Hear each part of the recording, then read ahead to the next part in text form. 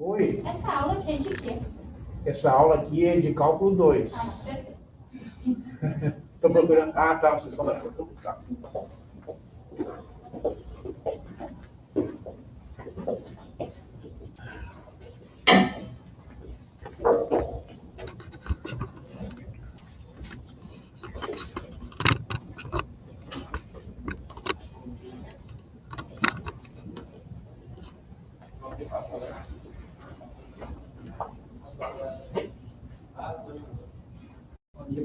Bom dia.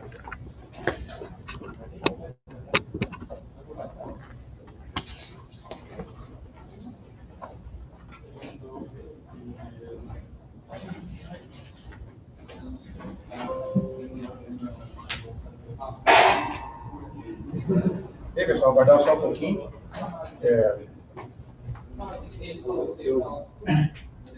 Nós tivemos aula na terça-feira, né? E comentei com vocês que então fizessem a inscrição. Eu dispus ali um formulário para inscrição para a aula de hoje. E eu olhei hoje de manhã, umas 9 horas, tinham 16 inscritos. Aí teve mais um aluno que se inscreveu. Até a hora que eu olhei, tinham 17 inscritos. E, bom, não sei se vocês tiveram a oportunidade de assistir o vídeo da aula de terça-feira. Ficou razoável, né? Para quem assistiu, ali a parte escrita não ficou assim 100% legível, mas dá para acompanhar. Quem estava prestando atenção ali nas explicações e tal, né? Então eu sugiro para vocês, né, que eu notei que vocês, alguns de vocês estão usando o caderno, né? Então procure anotar, né, as fórmulas corretamente, né? Qualquer dúvida a respeito de notação, algum símbolo vocês não entendam, vocês perguntem, por favor. Porque depois, né, quando assistir o vídeo, pode ser que não esteja, né, perfeitamente legível todas as partes escritas aqui, porque até hoje eu posicionei a câmera aqui um pouco mais próximo do que estava ao anterior, né, porque eu também estou aprendendo a usar esses recursos aqui, né? Então, até que a gente aprenda o suficiente, vai ficar, algumas coisas talvez não fiquem 100%. Tá? E outra coisa que eu queria comentar com vocês, né, é que na terça-feira passada, inadvertidamente, eu fiz a transmissão da aula, né, pelo Zoom. Então, quem estava em casa, por exemplo, e estava conectado ali na sala, pôde assistir a aula no horário que ela estava sendo ministrada aqui na terça-feira. Hoje isso não vai acontecer. Hoje eu vou gravar a aula numa outra sala, que não a do Cálculo 2. Então, quem entrar na sala do Cálculo 2 hoje, vai encontrar uma sala vazia. Não vai ter o professor lá. Que a orientação que eu recebi, né, é de que as aulas presenciais, né, sejam gravadas, como a gente vai fazer aqui a gravação, mas não sejam transmitidas em tempo real. Tá? Então, assim, eu só estou comentando com vocês, porque de repente algum colega de vocês vai comentar, o professor não transmitiu a aula. Não, não é que eu não transmiti, eu recebi uma orientação de que não deve ser transmitida. Então, eu vou seguir essa orientação da Escola Politécnica. Então, de tarde ou amanhã, eu vou disponibilizar o vídeo, né, na playlist lá do YouTube, da mesma forma que das aulas anteriores, né? Só que sem a transmissão em tempo real ali, tá? Eu recebi uma explicação que, tecnicamente, né, não é recomendável no entendimento da gestão aqui da Escola Politécnica. Não é recomendável a transmissão em tempo real porque sobrecarrega a rede de dados aqui da escola, então alguns serviços podem ficar prejudicados. Tá? E eu nem me dei conta na terça-feira, mas eu acho que não causou nenhum problema, porque não recebi nenhuma informação que tenha, naquele dia, né, causado algum problema. Então, mas, de qualquer maneira, eu vou seguir a orientação, tá? Conforme o calendário das nossas aulas. Essa semana que nós tivemos aulas presenciais, né? Na semana que vem a gente retorna as aulas ali através do Zoom. Tá? Então, antes de eu começar aqui, né, só gostaria de dizer, né, que achei boa a iniciativa de vocês, e alguns de vocês, né, de terem se inscrito, participar aqui, porque a gente sabe que é um momento, né, de transição, que muita gente ainda tem receio, as pessoas têm as suas razões, às vezes, né, por vários motivos, não podem comparecer. Então, eu peço que vocês entendam que essas aulas, da forma como a gente está fazendo aqui, elas são também um aprendizado, né, para os professores, em particular para mim, porque eu nunca usei esse tipo de recurso, né? Então, eventualmente, nessas duas primeiras aulas especialmente, né, as coisas não vão ficar, talvez, da melhor forma. Né? Mas, para o mês de setembro, que tem outras aulas presenciais, vamos ver se eu vou analisar os vídeos, né, tanto da aula de terça-feira quanto de sexta, e aí o que tiver que modificar para melhor, né, eu vou tentar fazer para as próximas aulas. Tá? Então, deixa eu ver se eu vou aqui.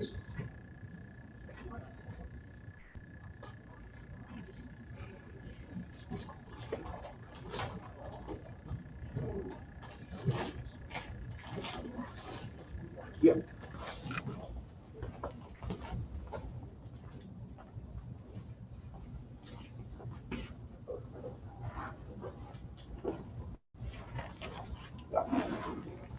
Tá meio estranho porque é muito próximo, né? É uma figura meio assustadora ali, eu acho. Vou fazer o seguinte.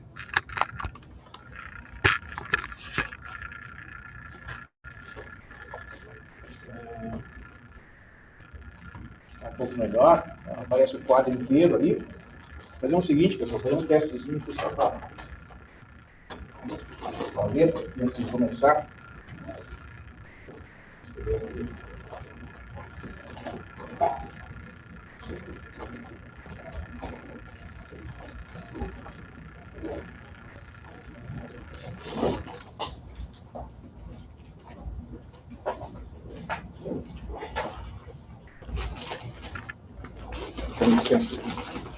O que vocês acham? Se vocês fossem assistir um vídeo depois, dá para entender o que está escrito ali? Eu acho que talvez no computador isso fique melhor, porque ele está meio... Ali na tela?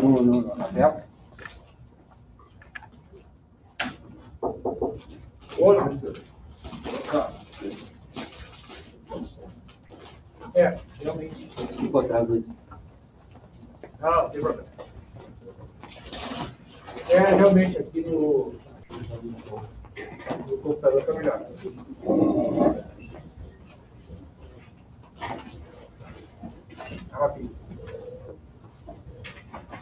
Muito bem. Então, o que eu pensei, né, para a aula de hoje? A gente dá continuidade à aula da terça-feira passada.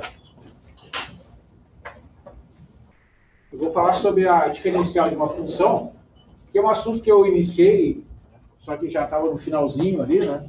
Já era perto da 1 da tarde, então eu não consegui desenvolver aquele conteúdo. Eu só fiz o gráfico ali, da representação do conceito da diferencial. Então eu vou refazer aquele gráfico e explicar um pouquinho, né, a ideia. Vocês lembram, né? Nós fizemos um desenho. Claro que aqui não vai ficar exatamente igual, né? É a mesma.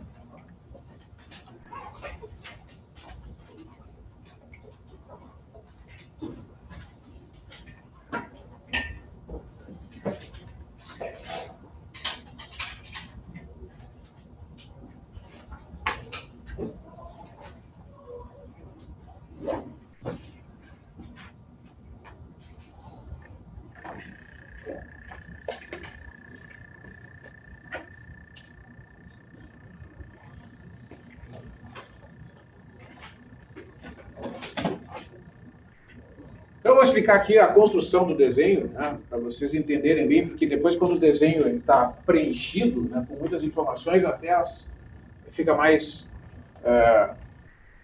confusa a representação se a gente não compreende a construção, né, porque nesse gráfico a gente tem que imaginar, né, fazer uma hipótese, que a função é uma função que não é uma reta.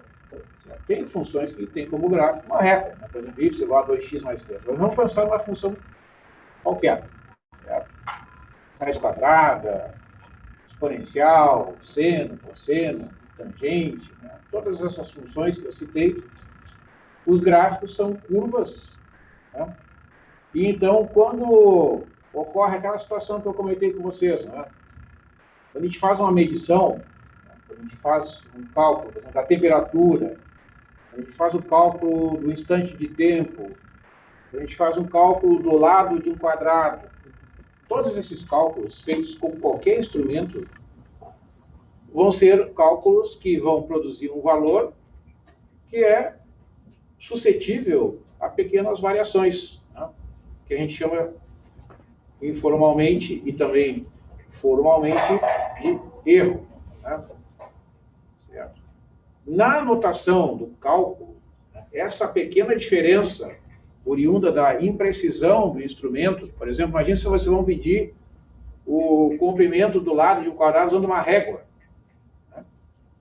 Uma régua é um instrumento, né, pode ser de plástico, pode ser de madeira, né, tem aqueles tracinhos ali, né, marcando a diferença em milímetros e em centímetros, geralmente, né. Algumas réguas também têm as marquinhas da distância medida em polegadas, né. Se vocês compararem uma régua, por exemplo, na Inglaterra, né, ou nos Estados Unidos, a unidade de medida de comprimento linear, né, é a polegada. No Brasil, a gente costuma usar o sistema de medição em centímetros, né? Metros, quilômetros, etc.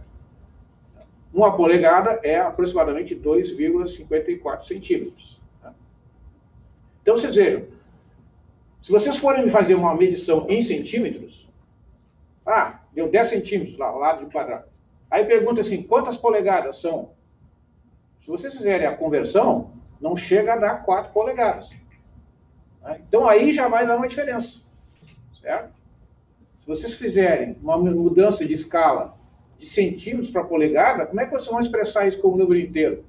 Se uma polegada é 2,54 centímetros, se vocês dividirem 10 por 2,54, vai dar 3,9 alguma coisa. Vocês imaginam medir em polegadas, né, uma distância equivalente a 10 centímetros, com a régua. Vai ser muito difícil vocês conseguirem achar o valor correto na régua. Com a calculadora é fácil. Divide um por outro, pronto. Tá? Então, vocês veem que o próprio uso de um instrumento de medição simples, como a régua, né, pode produzir uma diferença no lado do quadrado. Então, eu estou representando aqui, com esse exemplo, né, uma situação que eu tenho um valor X, tá, e uma pequena diferença na medição do x. E essa diferença, que é representada por ΔX, ela também é definida como a diferencial de x. Né? Então, a diferencial de x é essa pequena diferença que pode existir na medição do lado de um quadrado, como neste exemplo que eu construí aqui, e que poderia ser a medição da temperatura. Hoje, por exemplo, vocês entraram aqui no prédio e fizeram a medição de temperatura? Ou em outro prédio aqui na ponta? Sim. Eu fiz a medição ali. Vou dizer para vocês, deu 31 graus. Eu devo estar morto, ou em processo. Minha temperatura não pode ser 31 graus. Esse dia eu fui num outro lugar, minha mulher fez a aferição e deu 23 graus. Então, esse é um exemplo claro de que aquele instrumento usado para fazer a aferição de temperatura, ele não está calibrado. Ele é sujeito a erro, certo? Até como eu conversei com a moça ali, ela disse, eu também não acredito muito nesses aparelhos. Mas, enfim, é o protocolo. Certo? O que eu quero dizer com isso? Eu quero dizer que não pode fazer a aferição? Não, eu só estou dando um exemplo de que um instrumento de medição de temperatura, como é esse que é usado ali, né, ou qualquer outro, ele também está sujeito a uma medição que é um valor aproximado do valor real. Né? Então, é isso que eu quero dizer. E isso acontece com aparelhos mais simples, como a régua, ou aparelhos mais sofisticados, usados em laboratórios, que fazem uso de aparelhos eletrônicos, né, para calcular comprimento, por exemplo. Tá? Muito bem. Então, existe essa diferença, né, a gente considera que, conceitualmente, ela está presente. Né? Lembra aquele exemplo que eu falei? Quando tu mede uma certa quantidade de volume, por exemplo, de gasolina, né, num caminhão-tanque, esse volume depende da temperatura. Tá? Então, é nesse sentido que tem o valor medido e tem essa pequena diferença. Tá? O que vai acontecer aqui? Ó? Neste ponto, a gente vai pegar a reta tangente à curva. Eu vou desenhar aqui a mão livre, né? Então eu peço perdão aí pela imprecisão eventual. Tá? Aqui é a reta tangente.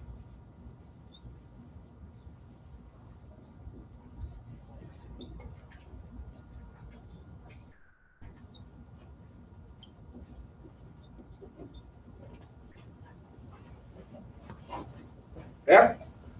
Então, a reta tangente, né? Se vocês têm régua, você tem que posicionar a régua ali de modo tal que haja somente a intersecção dessa reta com a curva exatamente só naquele ponto. Vocês vão ver que não é muito fácil fazer isso. Né? Muito bem. Então, o que a gente tem? A este valor que ocorre, essa variação que ocorre aqui no eixo x, corresponde a uma variação lá no gráfico da função, que é essa quantidade aqui, ó. Essa quantidade aqui é chamada de delta y. Então, o delta y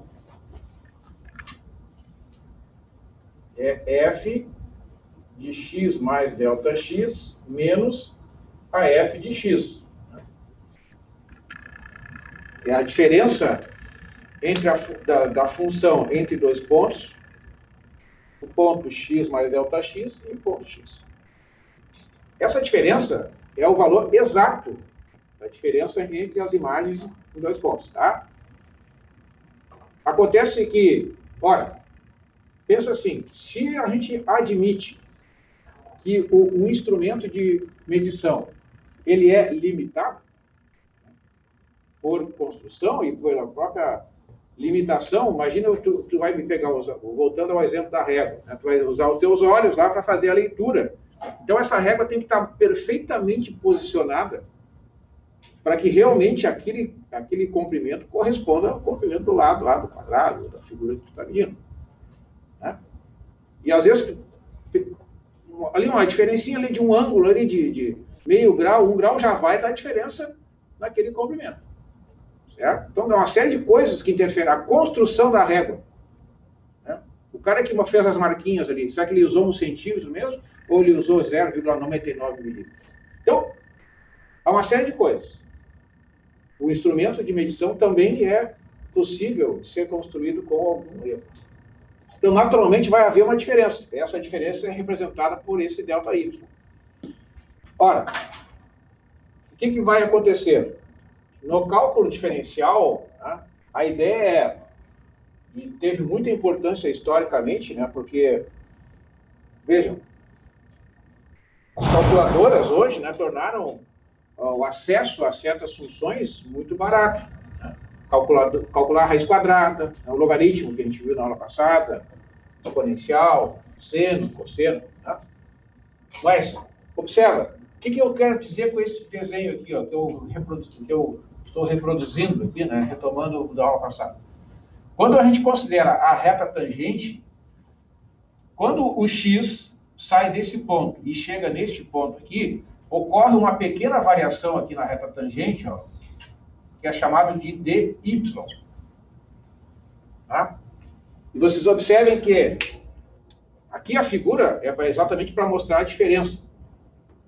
Mas eu posso dizer que esta quantidade aqui, né, que é a variação da função em termos exatos, é aproximadamente o valor da variação que ocorre na reta tangente. E essa variação, ela vai ser tão melhor, tão mais próxima uma da outra, quando a gente considerar pontos aqui assim. Ó. Você imagina um pontinho aqui. Olha a diferença que tem entre a reta tangente, que é o pretinho aqui, ó,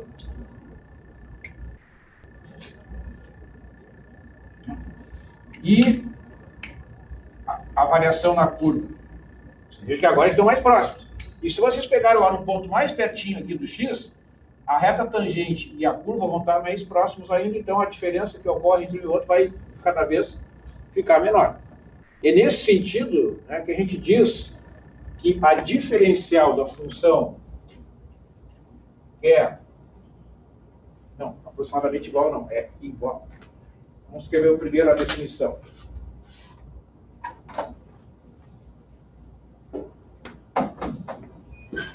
A diferencial da função é f' de x vezes dx. Tá?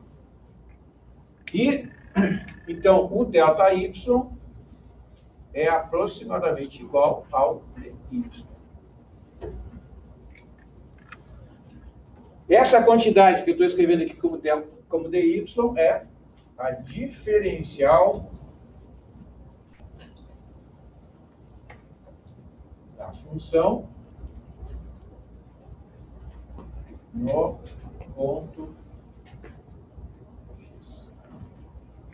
Então, na diferencial da função, tem dois valores que comparecem. A derivada da função, que é o resultado daquelas fórmulas que a gente conhece lá do cálculo 1, né? Calcula a derivada no ponto x, multiplicada pela diferencial de x, que é essa pequena diferença, que é esse acréscimo, né? Que a gente está chamando de erro, que existe entre o valor medido e o resultado, né, de diferenças no processo de medição, no processo de construção do equipamento de medição. Então, o que diz aqui a representação gráfica que a gente está retomando é que a diferença em termos exatos que ocorre lá na função é um valor aproximadamente igual ao dy. Então, a diferencial é uma aproximação dessa diferença e ela tem a vantagem, né, digamos assim, de ser mais fácil de ser calculada em termos operacionais. Né? Por quê? Porque ela é uma operação que ela é realizada sobre uma reta. Tá? E numa reta as grandezas são proporcionais. Tá? Certo? Então, muitas vezes, se usa esse tipo de aproximação quando a gente tem dados, por exemplo. Vocês imaginem assim, dar um exemplo aqui. Uma cidade que tem um certo número de habitantes, né? E você sabe que no Brasil não foi realizado o censo ano passado, não foi realizado em 2021. Então, a cidade aí do interior do estado quer saber aproximadamente quantos habitantes, né, tem aquela cidade nesse momento. Porque o número de habitantes dos municípios tem relação com as verbas que recebem dos governos estaduais, né, e do próprio governo federal, de diversos programas. Então, a prefeitura quer saber, bom, o que ela faz? Ela olha para os gráficos, né, para os dados, melhor dizendo, dos anos anteriores, né, faz uma estimativa lá de, tantas pessoas morreram, tantas pessoas se mudaram, tanto saíram quanto entraram na cidade, a população é tanto. Esse é um cálculo aproximado da população, né, e não tem como fazer diferente. Né?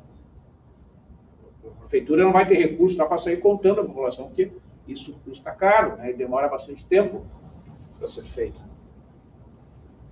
E é necessário. Tá? Então, quando a gente não tem, né, uma informação mais precisa, tem que recorrer a cálculos experimentais. Né? Então, a diferencial tem essa vantagem. Tá? Ela trabalha com a reta tangente, né? E isso produz resultados aproximados, e a qualidade desses resultados, né, vai ser tanto melhor quanto mais próximos estiverem os pontos aqui no eixo X. Certo? Em outras palavras, quanto menor for este valor, quanto mais próximo de zero for a diferencial de x, melhor será aquela aproximação. Então, a gente vai dizer que o ΔY é uma aproximação do dy, né, se o dx, desculpe, vou apagar, se o dx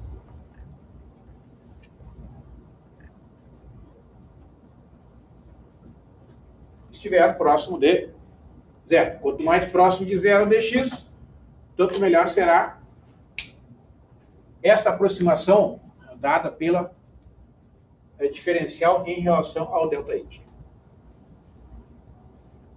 Beleza? Nos livros também se usa o termo dizendo que o dy é aproximado pela diferencial e a diferencial representa a aproximação instantânea, aproximação de primeira ordem, que ocorre quando existe uma pequena variação ali no dado de entrada, né, que é essa diferença que existe aqui no valor do x. Então, assim, eu andei olhando aqui no livro, tá? Quem quiser depois acompanhar, é na página 224, ele discute este assunto. Estou com um livro aqui, o livro físico, né, que eu comentei com vocês. Tá? Então, ele começa com esse assunto, ele vai lá na página 227, tem alguns exemplos. Então, eu vou mostrar aqui, primeiramente, o exemplo da página 227. Tá?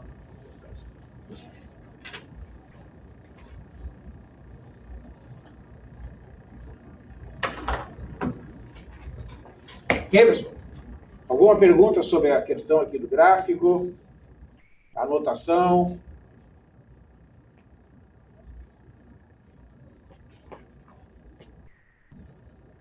Já comentei com vocês a questão desse símbolo, né? A gente lê, então, que o ΔY é aproximadamente igual ao dy, se o dx for aproximadamente igual a zero. Isso é uma maneira de dizer que quando pequenas diferenças ocorrerem na medição do dado de entrada, que é o x, isso vai provocar diferenças lá na função, e essas diferenças, melhor dizendo, esta diferença é aproximadamente igual à diferencial. Tá? Muito bem. Então, vamos ver aqui alguns exemplos.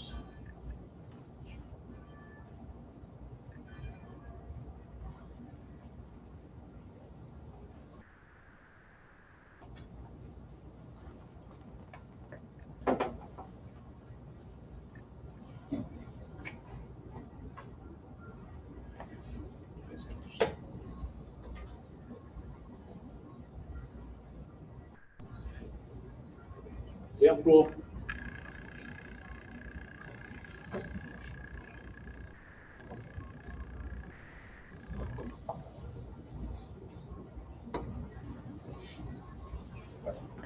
Livro aqui os dados.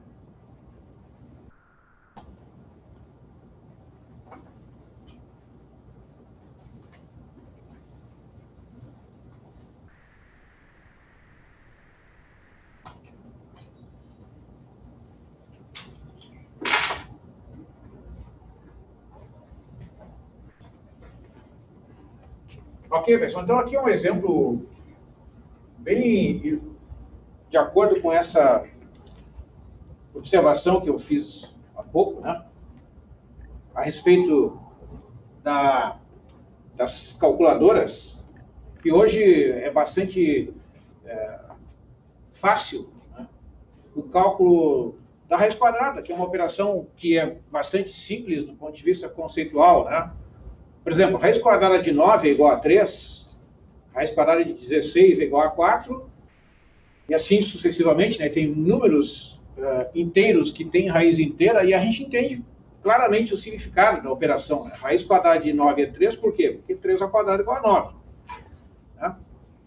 Então, embora a gente entenda o conceito, para calcular, por exemplo, a raiz quadrada de 7, raiz quadrada de 10 e outros números que não têm raiz inteira, né, embora seja aí o conceito entendido, é mais difícil explicar como é feito o cálculo da raiz quadrada. Né? Porque as pessoas se familiarizaram com as calculadoras, né, elas se tornaram muito populares, né, e deixaram de ser ensinadas, né, as regras, os procedimentos que que são, na verdade, usados, né, para cálculo da raiz quadrada. Então, hoje não existe nos livros, né, do ensino fundamental as explicações de como é feito o cálculo da raiz quadrada, como vocês encontrariam em livros, por exemplo, escritos nos anos 50, nos anos 60 do século passado. Aqui no Brasil, as escolas ensinavam, né, que era outro contexto, certo? O logaritmo também, né, é uma função matemática que era explicado como se calculava. Hoje as pessoas usam a calculadora. Isso é uma coisa que não tem volta. Eu só estou comentando, né, que é uma consequência da facilidade, né, no acesso a este recurso. Tá? Então, com o uso da diferencial aqui, eu vou mostrar para vocês com esse exemplo, né, como isso é feito com uma aproximação. Tá? Então, olha só, a gente tem a função raiz quadrada de x, que é x elevado a 1 meio. Né? Então, eu vou usar a notação só para ficar de acordo ali com a escrita anterior, né? A f de x aqui do exemplo é x elevado a 1 meio, tá? Por que isso? Porque quando tu vai calcular a derivada, né, isso tu vai precisar sempre nesses exemplos, é mais conveniente escrever como uma potência. Lembra lá que quando a gente deriva a função x na n, seja qual for o valor do n, pela regra da potência, a derivada é n vezes x na n menos 1. Tá? Seja o n um número inteiro ou não. Então, se for x ao cubo, x a 1/3, x a 2/5, não importa. Vocês têm que usar aquela regra ali, né, que é necessário para calcular a diferencial. Então, vamos calcular aqui, ó, de acordo com a regra de cálculo da derivada do x na n. Tá? Vai ficar 1 meio, que é o n aqui do exemplo, né? Esse 1 meio, então, passa a ser esse coeficiente aqui. Fica x na 1 meio menos 1. Tá? Então, a derivada é igual a 1 meio vezes x na menos 1 meio. 1 meio menos 1 é menos 1 meio. Vocês podem trabalhar com expoente fracionário negativo ali, como está escrito, mas não vejo muita vantagem. Tá? Então, e a forma usual de representação, na maior parte dos livros, quando o expoente é negativo, como a gente obteve ali, é usar as propriedades da potência. Né? Então, aqui no numerador a gente vai ter o 1, e esse x que está aqui com o expoente negativo, ele é escrito com o expoente positivo aqui no denominador. Então, pode deixar o x no meio, né, ou finalmente escrever como 1 sobre 2 vezes a raiz quadrada de x. Ok? Então, assim, regra número 1, tá? Como procedimento para esses cálculos, sempre que vocês tiverem problemas de aproximações a serem resolvidas usando a diferencial, tem que calcular a derivada primeiro da função envolvida. Sempre. Pode ser aqui no uso da diferencial ou lá, naqueles exemplos anteriores com as aproximações locais, né? Aproximação linear local. Beleza? Muito bem. Então, bom, então eu fiz um cálculo aqui, pessoal. Para não ficar muita escrita aqui, que eu tenho pouco espaço, eu vou apagar aqui. Posso apagar ou tem aí um pouquinho? Vou aguardar um pouquinho.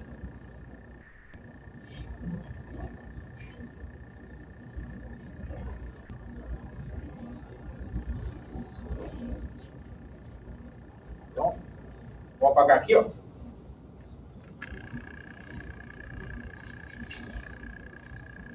nós temos que a f' de x é 1 sobre 2 raiz de x. Tá? Agora, o enunciado ali fala em encontrar o dy e o ΔY com o x igual a 4. Né? Então, o ponto de referência é o x igual a 4.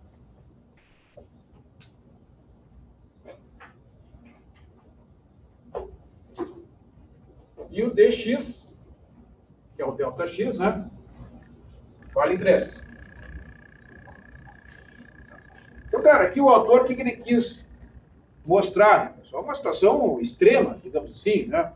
O valor exato do x é 4 e tem uma diferença ali de até 3, né? na medição do x. Isso, claro, é uma situação extrema para ilustrar, né, o efeito dessa diferença. Tá? Então, o que ele está querendo dizer com o enunciado do problema? O que é o ΔY? Ó, ΔY é aquela fórmula que foi escrita ali antes. F de x mais ΔX menos fx. É o valor que representa a diferença entre as imagens, né, aqui no eixo vertical. Então, essa diferença. Tá? Esse é o significado do ΔY. Então, a gente vai substituir inicialmente aqui o valor, né, do x e do ΔX. Ó. F, quanto é que é o x? É 4. O ΔX é 3. E aqui f de 4, que é o valor do x. Mas quanto é que é a raiz quadrada? Quanto é que é a função aqui, né? Vamos primeiro fazer a soma aqui. F de 7 menos f de 4. Então, como a função, neste exemplo, é a raiz quadrada, né, o ΔY representa a raiz quadrada de 7 menos a raiz quadrada de 4. E aí a gente pode calcular com uma calculadora, certo? A gente pode usar uma calculadora para fazer essa diferença. Como a gente tem o recurso aqui, vou usar aqui, ó. Vamos ver se tem aqui nesse computador, acessórios. Vamos calcular o dy antes? Sim, vamos calcular. Não, aí a ordem é... Não interfere. Raiz quadrada de 7, 2,600. Vamos usar duas casas decimais, tá? 2,65. Então, vou arredondar. 2,65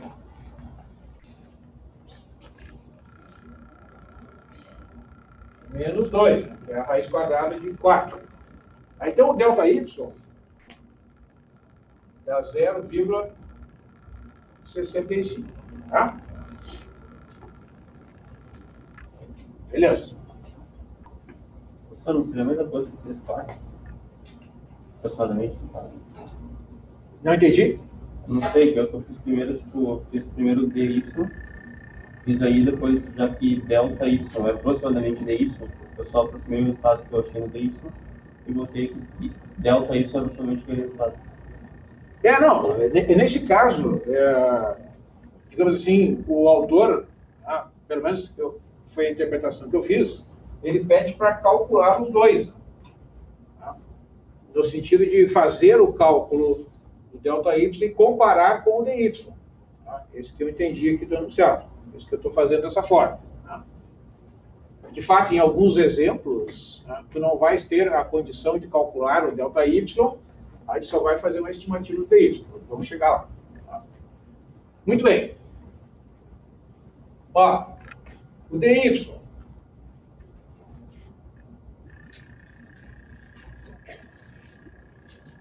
A diferencial de y é igual a derivada vezes dx. Tá? Então, a gente viu ali, ó, que a derivada é 1 sobre 2 raiz de x vezes o dx. Tá? Ora, então o que a gente sabe aqui? Ó, o x é igual a 4 e o dx é igual a 3. Então, como o colega ali falou, a gente vai substituir esses dados, né, o x e o dx, aqui no cálculo da diferencial. Tá? Então, o dy é igual a 1 sobre 2 vezes a raiz quadrada de 4 vezes 3. Então, observa, quando é feita a utilização da diferencial para fazer esses cálculos aproximados, o ponto de referência é um ponto que tu não precisa usar a máquina de calcular. A raiz quadrada de 4, nós sabemos que é igual a 2. Tá? Então, vai ficar 3 dividido por 2 vezes 2, ou seja, 3 quartos, que é 0,75. Então, como ele falou, ó, independentemente da gente ter calculado aquilo ali, eu posso dizer simplesmente que ΔY é aproximadamente o dy, ou seja, ΔY é aproximadamente igual a 0,75. Tá? Professor, Pois não? então, nesse caso, nem precisaria fazer o cálculo delta Y. Não. Isso aí, bom, eu interpretei, né, que ele pede para calcular os dois. Tá? Então, por isso que eu estou calculando os dois. Assim, é que eu vi que você botou que delta Y é aproximadamente dy, né? Isso. Se tu acha o dy, ele é aproximadamente delta Y. Sim, aí seria se a pergunta estivesse formulada da seguinte forma: encontre uma aproximação do ΔY. Aí bastaria calcular. Né? Mas, de fato, é uma questão de interpretação, né? E eu estou fazendo o cálculo das duas, até para ressaltar, neste exemplo que a gente tem acesso, né, que é uma função elementar, a raiz quadrada, que a diferença aqui, ó, se a gente fizer o cálculo da diferença em termos absolutos, dá em torno de 0,1. Né? 0,1 é a diferença aqui no eixo vertical, certo? O valor da diferença é 0,65, né? E a diferencial deu 0,75. Claro que a diferencial ela pode ser superior, né? É que nesse caso aqui, pessoal, ó, a raiz quadrada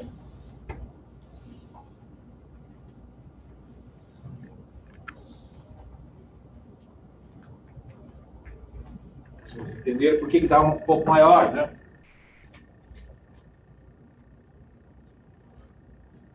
A raiz quadrada de x... eu fiz um 4 no ponto.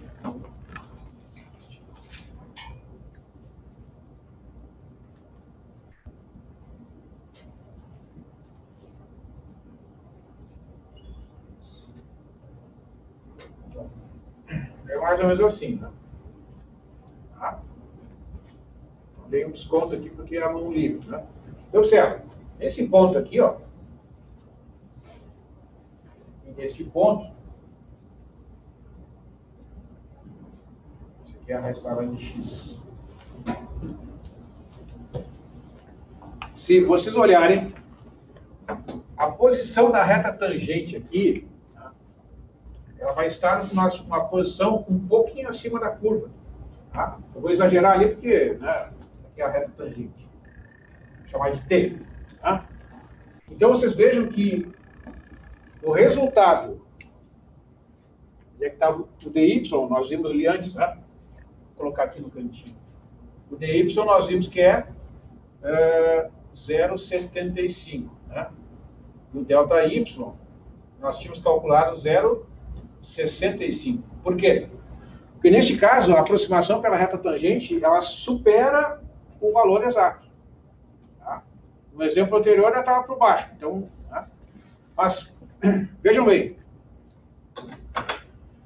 se eu pegar agora um ponto, né, mais próximo, um pontinho aqui mais próximo do 4, a tendência, né, é que essa diferença realmente produzida pela diferencial seja melhor, né? Porque 0,1, vamos pensar assim em termos percentuais, né? 0,1, que é a diferença entre as duas, em 0,6 é aproximadamente 16%. É um erro bastante grande. Seria bom realmente fazer o cálculo do delta Y, então. Não, assim, agora a gente vai ver alguns exemplos aqui, vai ver que a formulação do enunciado, né, ela vai, digamos aí, existir até, como é que eu vou te dizer, não vai ser possível fazer o cálculo porque ele vai só dar em outras informações que não vão permitir o cálculo dos dois pontos, tá? A gente vai chegar em situações como essa. Aí você tem que aproximar. Isso, exatamente.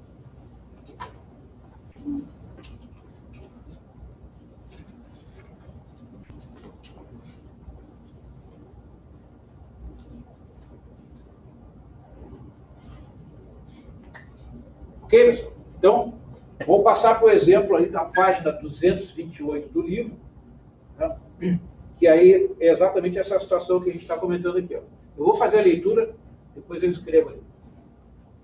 Suponha que com uma régua meçamos o lado de um quadrado como sendo de 10 centímetros, com um erro na medição de entre mais ou menos 1 sobre 20 centímetros. Estima o erro na área calculada do quadrado. Então, este é um exemplo bem ilustrativo dessa situação que a gente vai fazer as estimativas.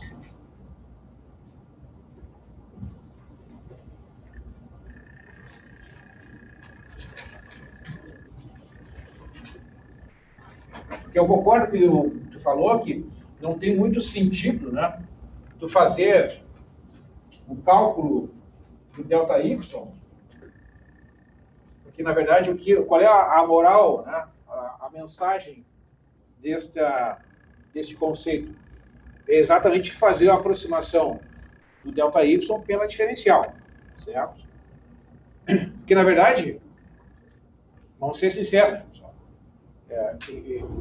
o que é importante aqui é entender o conceito, tá? Porque dificilmente, como o Fábio eu tenho enfatizado aqui, dificilmente hoje alguém fará um cálculo desse tipo na hora que precisar calcular uma raiz quadrada, na hora de calcular uma exponencial, um logaritmo, porque essas coisas são baratas. No celular tem ali, né? Então por que uma pessoa vai, agora eu vou fazer aqui, eu vou levar da aula para o professor lá, vou pegar e calcular diferencial, não sei o quê. Não vai fazer isso. Quando é que vai fazer? Quando não tiver. Quando a função envolvida não constar ali no celular. Quando for uma tabela de pontos, aí sim tu vai precisar usar a diferencial. Certo? Então é o conceito, né, que vai ser utilizado em certas circunstâncias que a diferencial vai produzir aquela aproximação. Tá? Então vamos fazer um exemplo aqui do...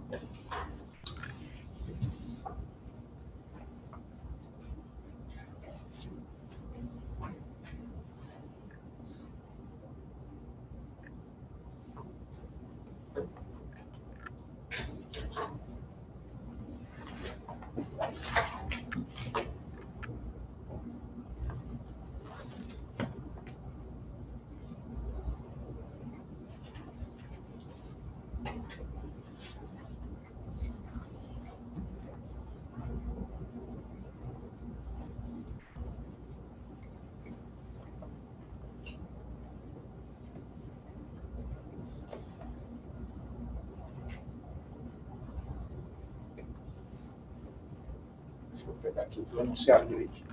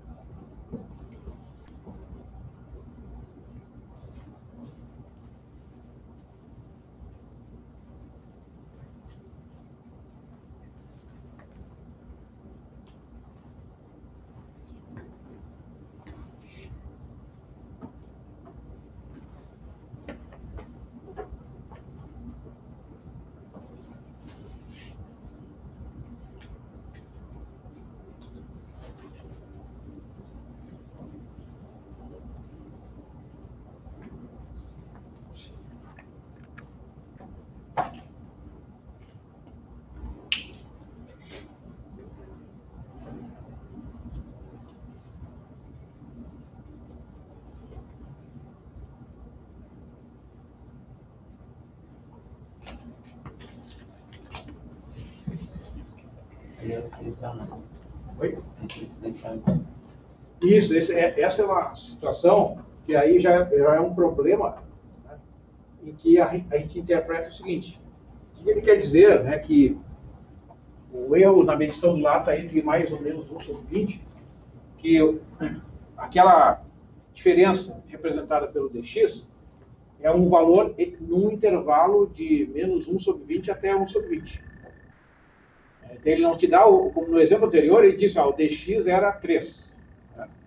Aqui não, ele está dizendo que o dx está dentro de um intervalo, então tu vais fazer uma estimativa do erro da área também dentro de um intervalo. Tá, de 1/20 até menos. Isso. E aí, no caso, ele quer a resposta final de y. Isso. Ele quer a resposta final de y, que vai representar a variação aproximada do cálculo da área. Ok, pessoal? Todos copiaram aí? Então, vamos aguardar um pouquinho enquanto termina esse copia. Não tem problema.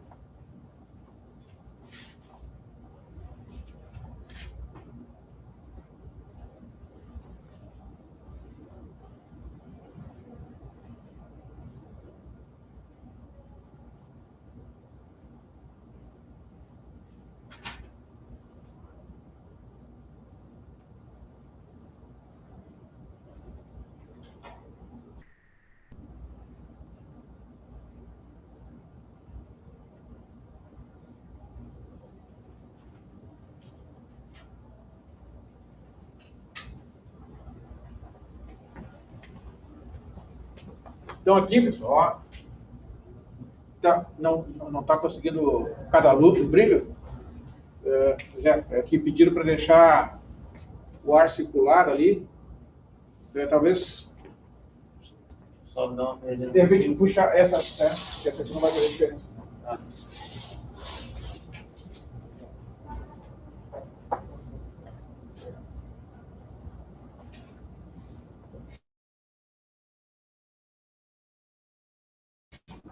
Está escrito aqui, ó.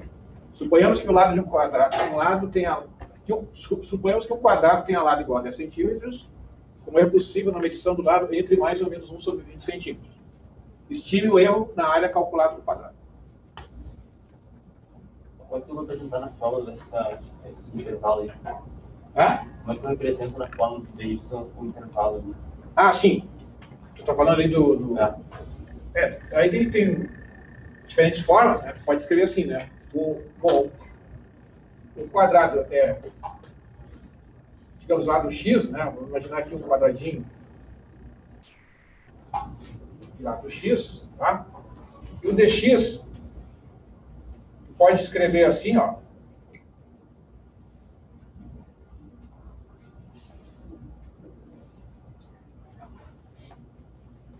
Na forma de desigualdade, tá?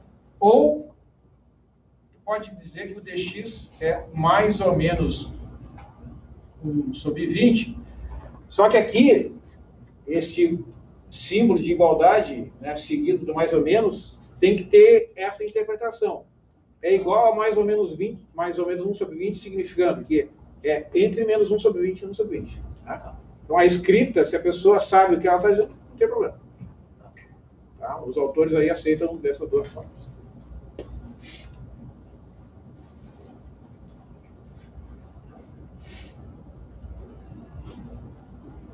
Então, pessoal, o que a gente sabe lá da geometria plana, né, que a área de um quadrado é dada por essa forma. Né? Então, a f de x, aqui do exemplo, é a função x ao quadrado. E a gente também sabe que a derivada desta função, lá pela regra, né, do x na n, é 2 vezes x. Tá? Então, a lei da função que tu vais utilizar vai depender dos dados do problema. Está dizendo que a área de um quadrado pega a fórmula da área do quadrado. Tá? No exemplo anterior, a função veio dada, ó, era a raiz quadrada de x. Aqui a função não vem dada diretamente. Né? Tem que usar um conhecimento básico da geometria. Né? Mas se for o volume de um cubo, bom, é x ao cubo. Ele pode ter problemas envolvendo o volume de uma esfera. Tá? Então, tem várias situações em que vocês vão precisar recorrer às fórmulas da geometria. Se não lembrar, não lembro aí a fórmula do volume da esfera. Bom, no livro tem ali uma pequena revisão de geometria, né? Ou então, tu recorre a algum documento, né, algum arquivo que tu encontra na internet que seja confiável, né? Porque não vai pegar qualquer arquivo da internet aí que tem de tudo, né? Tem as maiores aberrações, né, digamos assim, informações que são divulgadas que não correspondem, né? Não por, às vezes, com as segundas intenções, às vezes é por desconhecimento, né? Mas tem pessoas que gostam de escrever, né? E aí algumas escrevem o que vem à sua cabeça, tá? Bom, muito bem. Então, a diferencial do y vai ser a derivada, vou escrever a fórmula, né, até ela se tornar natural. Então, a diferencial de y vai ser a derivada, que é 2x, vezes dx. Tá? E o que a gente faz, então? A gente pega os dados, né, do problema e vai substituir esses dados ali naquela equação. Para tornar mais fácil a aplicação, né, eu vou usar esta anotação aqui, ó. Certo? O dx igual a mais ou menos 1 sobre 20, e que tem que ser bem interpretado, né? Não significa que ele é mais ou menos no sentido de ser mais 1 sobre 20 e também menos, não. Ele está entre esses dois valores, tá? A gente vai substituindo ali. Então, o dy vai ficar 2 vezes o x, que é 10, vezes o mais ou menos 1 sobre 20.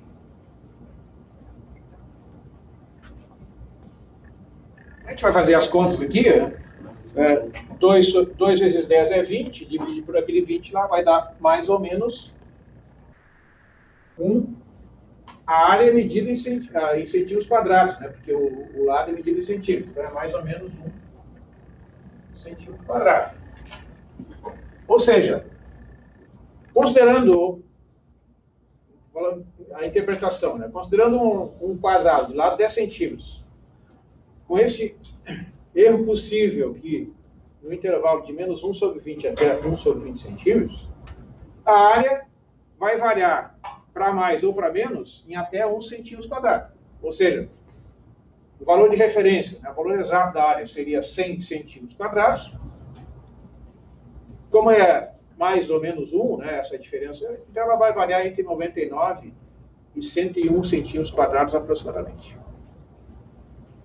Certo? Então, esse é o caso que aí realmente não tem como eu calcular o ΔY, porque não foi cravado assim, ó, como no exemplo anterior, era o x igual a 4 e o ΔX era 3. Não, é um valor aproximado. Mas não é tipo erro de 1 para, né, menos 1 mais 1 no lado, não na área. Vai na área. Não. Tá. O dy? Não. O erro na área. Isso, o erro na área. Porque, olha só, não, é interessante, a pergunta é o seguinte, entendeu? Vamos pegar aqui, ó. O erro é na área total calculada, né? Isso, porque observa.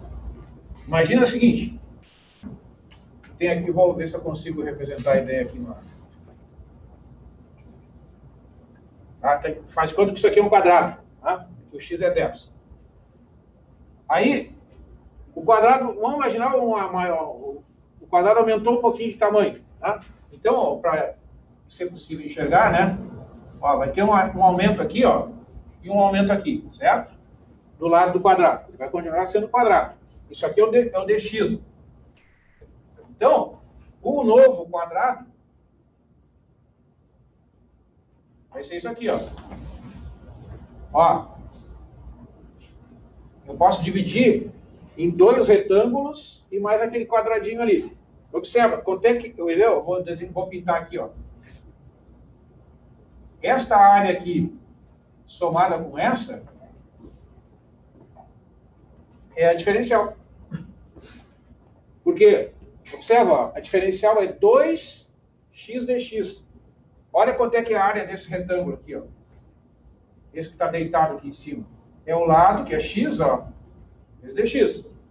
Esse retângulo aqui é x vezes dx. Então, a soma das áreas desses dois retângulos é exatamente o que representa o diferencial. Então, se o que quer dizer isso? Na hora que o quadrado sofre uma pequena variação no lado, a diferencial ela capta essa chamada variação instantânea. Essa aqui, ó, que é a menorzinha, quanto é que ela vale?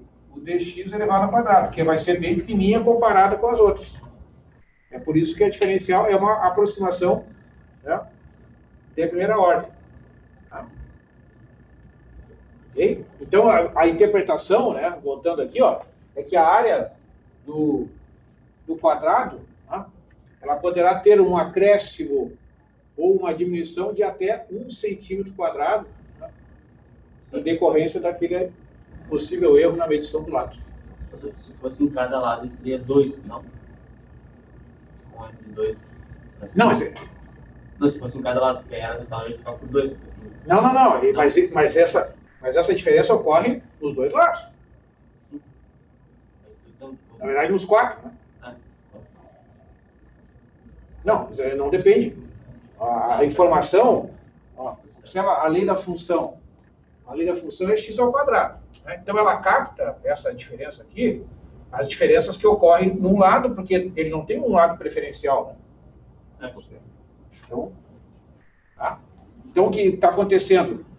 O valor de referência é 10. Pode ser um pouquinho maior, um pouquinho menor. Porque 1 sobre 20, a gente faz a conta da 1 sobre 20 é 0,05. Né? 0,05 centímetros, comparado com 10 centímetros, é um número bem pequenininho. Tá? Então, essa pequena variação de 0,05 centímetros para mais ou para menos, tá, provoca uma variação no cálculo da área para mais ou para menos de até 1 centímetro quadrado. Que, vamos pensar assim, em termos práticos, boa parte dos problemas não seria uma coisa, né, muito importante. Professor, tipo assim, se aquilo lá é da área total, mas se fizesse pro lado, como é que seria o erro da área total? Não sei se entendeu. Tipo assim, ó, porque ali o erro da área calculada do quadrado, nesse exercício. Sim, em função do lado. E se a gente supor que o lado de cada lado, o erro de cada lado. Não, mas o erro é em cada lado. É em cada lado. Só que o erro é igual. Porque como é um quadrado, né, essa diferença que vai ocorrer aqui, ela tem que ser a mesma lá para manter que ele seja um quadrado. Conceitualmente. Exatamente. Aí deixaria de ser um quadrado e passaria a ser um retângulo. Que também é possível acontecer, só que daí, como o retângulo, ele não precisa ter as dimensões iguais, vamos pensar assim, um retângulo que tem a base igual a 10 e a altura igual a 5. Aí tu precisa usar funções de duas variáveis. Aí tem uma definição de diferencial para duas variáveis, aí tu vai ter, no caso, tu teria que saber o erro aqui na base e o erro aqui na altura. Aí tu também poderia estimar o erro na área do retângulo. Mas aí, quando vocês fizerem, né, o cálculo 3, aí vocês vão ver esse tipo de problema. É porque na disciplina de cálculo 2, né, todos os problemas relacionados com a diferencial estudam funções de uma variável independente. Quando tem duas ou mais, aí tu tem que usar o chamado cálculo a várias variáveis. E pode acontecer situações como essa. Mas a fórmula é mesmo, tudo igual. Né? A ideia é a mesma, só que daí no caso da diferencial, né, em vez de ter apenas um termo aqui, tá, a anotação vai ser um pouquinho diferente, tu vai ter uma derivada vezes dx, no caso do retângulo, uma derivada vezes a base, vezes a diferencial da base, mais uma derivada vezes a diferencial da altura. Agora tudo mais. Isso. Mas a ideia é a mesma. Muito bem. Então, vamos avançar aí para a gente trabalhar os exemplos aqui do livro. Então, ele diz o seguinte, o próximo exemplo, ó, o raio de uma esfera é medido com um erro percentual entre mais ou menos 0,04%. estime o erro percentual do volume da esfera calculado com o raio medida. Vou escrever aqui para vocês.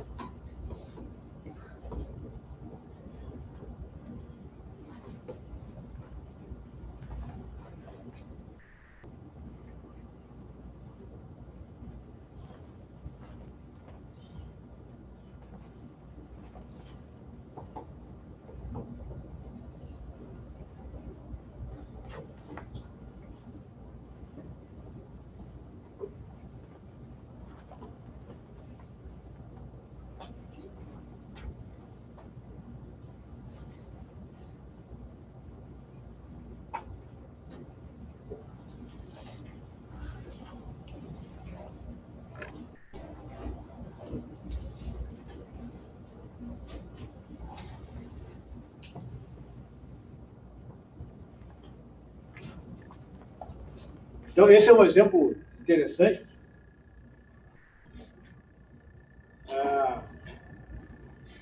Principalmente para quem gosta de fazer apostas. Mega Sena, esses jogos, né, loteria, que tem sorteios, às vezes são públicos, né?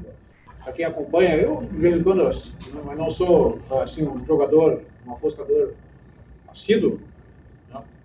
Mas né, você sabe que esses jogos, as loterias oficiais, né, envolvem muita gente. Tem muitos brasileiros que participam, né, semanalmente das extrações, aí, tanto apostando quanto os funcionários que fazem, né, o sorteio. Então, para quem já assistiu alguma vez, né, são bolinhas, né, esferas, colocadas dentro de um globo, né, e o globo fica girando, e daqui a pouco ele para lá e sai uma bolinha com um número.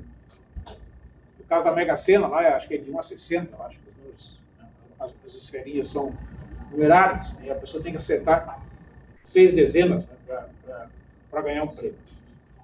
Então, o que isso suscita? Né? Qual é a polêmica envolvendo as esferas da Mega Sena e de qualquer outro jogo desse tipo? É o peso. Porque se vocês tiverem esferas mais pesadas, o que vai acontecer? Elas vão sair com mais frequência. Então, uma maneira de burlar o sorteio é exatamente fabricar esferas com mais peso. Né? Então, é por isso que, no caso dos sorteios da Caixa Federal, né, existe uma auditoria periódica, né, sobre as esferas, para que seja verificado que elas têm o mesmo peso. Aí pega a esfera, bota lá numa balança eletrônica e pesa. Mas elas não vão ter o mesmo peso. Né? Porque é impossível fabricar duas esferas exatamente com o mesmo peso. Né? Então elas vão ter uma pequena diferença de peso. Essa pequena diferença, ela é estabelecida, né, por uma norma técnica, e na interpretação, então, dessa norma, essa pequena diferença de peso não vicia o processo de sorteio. Né? Há várias situações em que isso ocorre. Né? Se vocês pegarem uma moeda, né, fazer o cara ou coroa, certo? A gente acredita, né, que a distribuição de massa ali na moeda seja uniforme. Né? Então, no caso dessas situações, né, a gente imagina que essas pequenas diferenças não vão provocar um vício no processo. Tá? Então, eu já li muitos textos, né, pessoas que não acreditam nesse tipo de jogo exatamente porque ele pode ser manipulado, né, não somente dessa forma, mas essa seria uma das inúmeras maneiras pelas quais eventualmente poderia ocorrer uma manipulação. Não sei. Nunca tive provas de que tal coisa ocorra, tá? Bom, tudo bem. Então, vamos lá. Nós temos aqui um exemplo, né, dessa situação que eu falei para vocês. No livro aqui, ó. Deixa eu ver se ele apresenta aqui a forma. Qual que é o raio nesse caso? Ah, aí que tá. Não é dito, né? Essa é a situação, aquela que eu falei. Tu vais calcular sem saber algumas informações, tá? Bom, então vamos lá. Volume. Como é que mede o volume de uma esfera de raio R?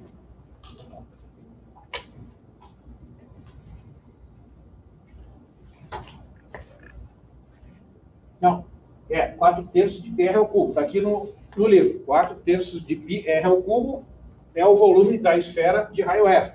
Tá? Então, se tiver uma esferinha aqui,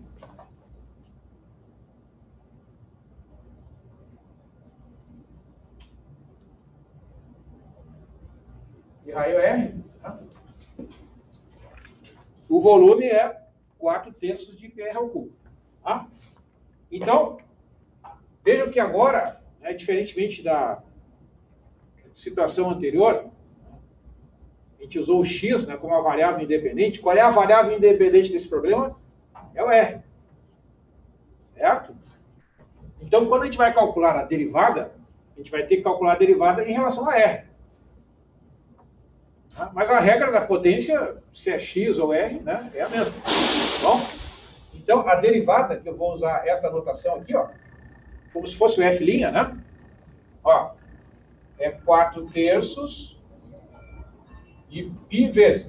Tu vai usar a regra da potência, em vez de ser x ao cubo, é r ao cubo. Mas é a mesma coisa. Fica 3 vezes o r ao quadrado. Tá? Então, quanto é que deu? Fazendo as simplificações, esse 3 aqui divide por esse. 4 vezes π r ao quadrado. Bom, então vamos lá. Como ele perguntou ali, mas quanto é que vale o R? A gente não sabe? Tá? Ó. Então, o que é a diferencial de V? Tá? É a derivada vezes a diferencial de R.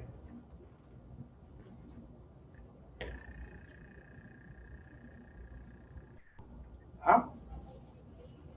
Ou seja, a diferencial de V é 4 vezes π r ao quadrado dividido vezes o dr. Tá? Então, o que a gente vai fazer? Né? Observa como é feita a pergunta. Estime o erro percentual do volume. Tá? Ora, o erro percentual do volume, essa diferença que pede para ser feita a estimativa, né, é aproximadamente igual. Vamos escrever.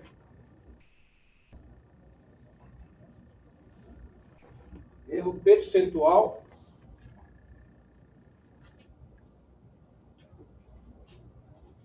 no volume é o dV dividido por V. Aproximadamente. Tá? Porque, veja, quando a gente faz o cálculo percentual, aí eu não preciso saber o valor do R. Esse aqui é o interessante do exercício. Tá? Porque, vamos pensar assim, vamos pensar né, um lado mede 10, mas o erro é 1. Então, 1 dividido por 10 é 10%. Certo? Então, quando tu divide, né, a diferencial pelo valor, dito de referência, né, aí tu tem o erro percentual. Tá? Então, quando tu faz uma estimativa do erro percentual, tu substitui, né, o ΔV, o erro percentual exato seria o ΔV sobre V. Mas como a gente não sabe o ΔV, a gente faz uma estimativa do erro percentual fazendo a divisão da diferencial de V sobre V. Tá? Então, vamos fazer esse cálculo. Diferencial de V dividido por V. Ó, gente vai substituir. Qual é a diferencial de V? Está aqui, ó. 4 π r ao quadrado dr dividido por V. Quanto é que vale o V? Aqui, ó. 4 terços de π r ao cubo. Então, olha só que legal que, neste exemplo, né, é possível fazer essas aproximações apenas interpretando, né, as informações. Que a gente não tem o valor do R, como ele comentou ali, né, mas a gente tem o erro percentual do cálculo do R. Então, é isso que a gente vai usar. Bom, a gente pode fazer algumas simplificações aqui, né, pessoal? Ó, divide esse 4 aqui com esse, dá 1. Divide o π, que é uma constante, pelo π, que aparece no denominador, dá 1. O que acontece com esse 3? Ó? Veja que ele está de baixo aqui, né? Ele é o denominador desta fração que aparece na divisão. Então, esse 3 vai passar lá para o numerador, né? Ele vai ser um fator multiplicativo. 3. Vejam que agora o r ao cubo vai simplificar com r ao quadrado e vai sobrar 1 ainda. Então vai ficar 3 vezes dr sobre r. Não entendi quanto a gente tirou aquele 3 ali, a regra do derivado. É isso? Qual 3? O do V, a derivada do V. Ah, sim, aqui? Isso. A derivada da potência. Ó. N xn menos 1. Então, quando tu deriva o x ao cubo, ó, fica 3 vezes o x ao quadrado. Ah, tá. Ah, isso. Ah, importante, tem que... Né? Pois não. Mas não seria dr sobre 3r? Não. Porque aqui tem uma divisão, ó. Ele está dividindo 4πr ao cubo sobre 3. Então, quando tu divide uma fração por outra, por exemplo, 1 dividido por 1/3. Isso aqui é a mesma coisa que 1 vezes 3 sobre 1. Dá 3. Tá?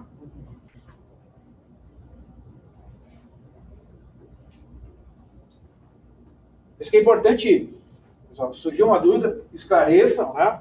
A anotação, às vezes, pode suscitar alguma dúvida. Então, todos os detalhes são importantes. Beleza? Então, o que a gente tem? Que o erro percentual é aproximadamente 3 vezes dr sobre r. E este dr sobre r, o que representa? O que é o dr? É a diferença... Ó, vamos lembrar da interpretação anterior. dr é aquela diferencinha para mais ou para menos que tem na medição do raio. Quando eu faço dr sobre r, isso é o erro relativo no cálculo do raio. E esse erro relativo, ó, está escrito aqui, ó, é 0,04%, para mais ou para menos. Então, este valor aqui é o dr sobre r, escrito em termos percentuais. Né? Porque a gente não sabe quanto é que é o R. E não sabe quanto é que é o DR. A gente só sabe quanto é que é o erro em termos percentuais. Tá? Então, quando ele dá o erro em termos percentuais, né, isso aqui significa que é o erro relativo, e no caso aqui do enunciado, é o erro relativo no cálculo do raio da esfera. Tá? Então, vamos completar aqui. O dado é que dr sobre r é mais ou menos 0,04%. Tá? Ó, erro percentual, está escrito o raio de uma esfera é medido com um erro percentual de mais ou menos 0,04%. Tá? É o resultado da divisão da diferencial de R sobre R.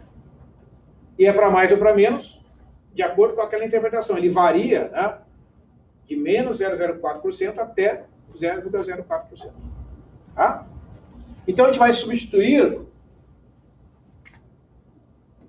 esta expressão ali no cálculo do dever sobre V. Vai ficar mais ou menos 3 vezes 0,04%, né? Ou seja, o dever sobre V é mais ou menos 0,12%. Então, conclusão. O erro em termos percentuais no cálculo do volume dessa esfera é mais ou menos 0,12%. Isto é, para mais, ele varia, né, no intervalo de menos 0,12% até 0,12%. Só se você botar em inflação, vai ser bem. Pode. Na verdade, assim, o mais importante, né, é a gente entender o significado, certo? Por que muitos autores, né, expressam na forma de um percentual? Porque muitas vezes, né, o erro em percentual, ele é usado como um critério para qualificar lá. Nem aquele exemplo lá que eu falei dos combustíveis, né? Quando tu compra 20 litros de combustível num posto de gasolina, um posto pode ser gasolina, álcool, enfim, né? Então a norma técnica estabelece que é possível, né, uma diferença de até 0,5%, até em torno de 100 ml, para mais ou para menos. Então, em vez de escrever em termos de uma fração, as normas costumam usar em termos percentuais. Só acho que é uma taxa também. E também porque acho que a linguagem, né, fica mais uniformizada. Tá? Acho que talvez você tenha esse objetivo também. Muito bem, mas nós estamos no tempo aí. 5 minutos. Já está no finalzinho, então acho que não vai haver tempo para eu iniciar um outro exemplo aqui. Então, vou fazer o seguinte, eu vou encaminhar aqui para o encerramento. Né? O que eu indico para vocês, então? Aqui nesse livro, que vocês podem, né, fazer o acesso online, conforme a gente já conversou. Olha, esse exercício aqui é da página 228, nesse exemplo, tá? Tanto o exemplo do quadrado, que foi feito antes, quanto esse exemplo aqui do cálculo do volume da esfera. Né? Então, na página 229, 230, 231, vocês têm exercícios, tá? Por exemplo, na página 231, o número 45, tá? Que é um lado de um quadrado. O número 46 é um exercício relacionado ao lado de um cubo. O 47 é relacionado às medidas dos lados de um triângulo retângulo. Professor, qual é o número da página mesmo? Pois não. Ó, 2 exercícios, tá? Essa aqui, ó, tem que cuidar, né? Que pode ter pequena diferença. Essa aqui é a 8ª edição.